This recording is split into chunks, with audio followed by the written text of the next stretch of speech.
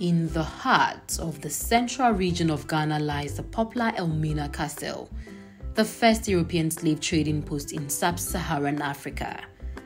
For over 400 years, more than 15 million men, women, and children were victims of the tragic transatlantic slave trade, one of the darkest chapters in human history.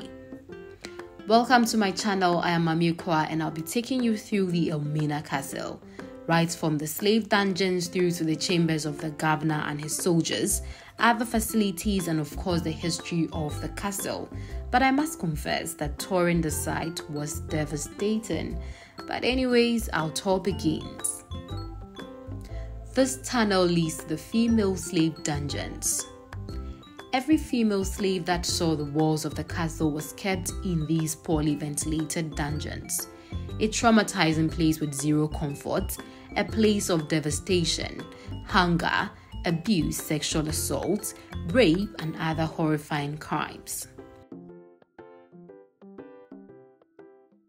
We walked in here barefooted, and some were even left at the expense of wild animals in the forest. When they got here, they were very weak. Many died. When they died, they were not buried. They were removed and thrown into the ocean for the fish to feed on. They gave them something small to eat just to keep them alive. Some ate, some refused to eat, they preferred to die. These spirits were brought here to pay tribute to those who died here. In the middle of the female slave dungeon is a reservoir which was the source of water for both the slaves and their masters. Next is the male slave dungeons. The dungeons are no different from the female dungeons, only that the entrance to some of the dungeons are very short, and so you'll have to bend over to fit in. Till date, there is a stench in all the dungeons due to poor ventilation, yet humans were kept in there. Stories of how some of the slaves were being transported overseas through the door of no return have been told, but never did I imagine how the door was like. This is the almighty door of no return. Small, huh? Well, the answer to the question you're obviously thinking of is yes. They could all fit in. Imagine being poorly fed for months. Whether you came in fat or slim, you definitely go out skinny. The slaves who refused to eat and do as was expected of them were brought here, and the symbol on the wall says it all. The slave masters would keep them in here for days without food nor water until they died. No one came out of the room alive, but after visiting the castle, I can definitely understand why some of our ancestors would prefer death over life. My colleagues and I were put in there for a few minutes and we could not bear it.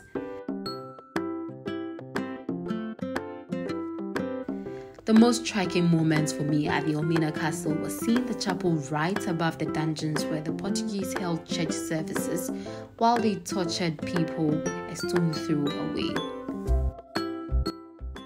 The Europeans suggest that by taking Africans to Portugal, making us becoming Christian, they were doing us a favor.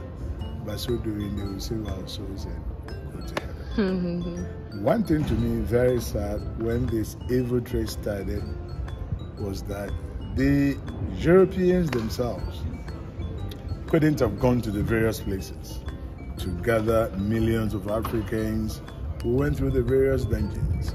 Basically, we could talk of three ways. One, we have Africans moving with the Europeans to gather Africans. We have the Europeans captured some by themselves, and we have Africans bringing their fellow Africans to alleged African traders, and from them to the Europeans. Let's go through the chambers of the slave masters and the governor.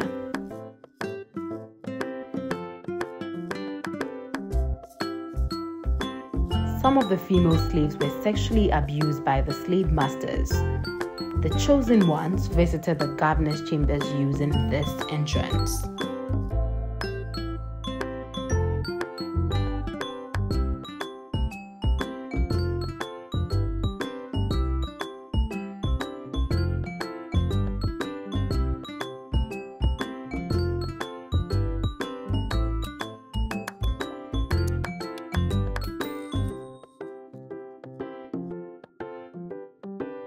Each day, tourists from all spheres of the world visit the castle.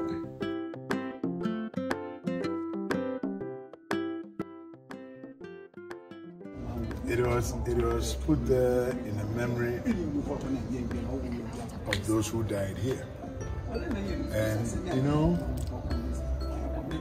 from the time various African countries started getting their independence, every nation has been trying to bring Africans in the other part of the world together to see themselves as one people.